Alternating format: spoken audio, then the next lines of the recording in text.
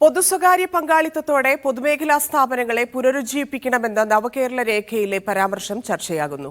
നിർദ്ദേശങ്ങൾ സിപിഎം നിലപാടിന് വിരുദ്ധമാണെന്ന വിമർശനം പാർട്ടി നേതൃത്വം തള്ളി. പൊതുമേഖലാ സ്ഥാപനങ്ങളെ വിറ്റഴിക്കുന്ന കേന്ദ്ര സർക്കാർ നിലപാടും നവകേരള രേഖയിലെ നിർദ്ദേശവും വ്യത്യസ്തമെന്നായിരുന്നു ന്യായീകരണം.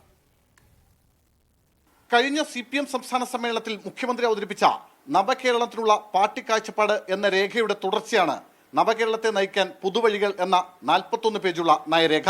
ഇതിലെ ചില നിർദ്ദേശങ്ങളാണ് വിവാദമായത്.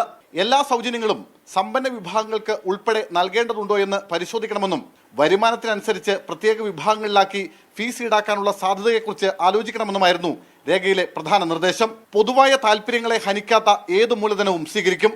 നാമമാത്ര നികുതി നിലനിൽക്കുന്ന മേഖലകളെ കണ്ടെത്തി വികസിപ്പിക്കുക.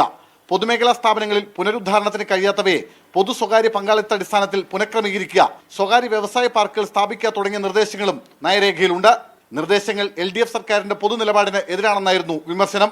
എന്നാൽ ഇടതുനയത്തിൽ വ്യതിയാനം വന്നിട്ടില്ലെന്നും പൊതുമേഖലാ സ്ഥാപനങ്ങളെ വിറ്റഴിക്കുകയല്ല ശക്തിപ്പെടുത്താനുള്ള നടപടികളാണ് നയരേഖ മുന്നോട്ട് വെക്കുന്നതെന്നും ധനമന്ത്രി KN ബാലഗോപാൽ പറഞ്ഞു. പൊതുമേഖലാ സ്ഥാപനം വിറ്റഴിക്കുന്നതല്ല, പൊതുമേഖലാ സ്ഥാപനത്തെ സ്ട്രെങ്തൻ ചെയ്ത് മുന്നോട്ട് കൊണ്ടുപോകുന്നതിന് വേണ്ടിയിട്ടുള്ള കാര്യങ്ങളല്ലാതെ വേറൊന്നും പറഞ്ഞിട്ടില്ല. ഒരു വ്യതിയാനമില്ല. ഇടതുപക്ഷത്തിന്റെ നയത്തെപ്പറ്റിയും CPIM-ന്റെ നയത്തെപ്പറ്റിയും നല്ലതുപോലെ അറിയാവുന്നവർ തന്നെയാണ് CPIM പ്രവർത്തകരെന്ന് മനസ്സിലാക്കണം. നയരേഖ മുന്നണിയിൽ അടിച്ചേൽപ്പിക്കില്ലെന്നും CPI അടക്കമുള്ള ഘടകകക്ഷികളുമായി വിശദമായ ചർച്ച നടത്തുമെന്നും CPM കേന്ദ്ര കമ്മിറ്റി അംഗം എളമരം കരീം. പൊതുമേഖലയെ സംരക്ഷിക്കുക എന്നതാണ് LDF ഗവൺമെന്റിന്റെ നയം. എല്ലാവരുമായും ചർച്ച ചെയ്ത് എല്ലാവർക്കും സ്വീകാര്യമായ നിലയിലാണല്ലോ LDF കാര്യങ്ങൾ നടപ്പാക്കുക.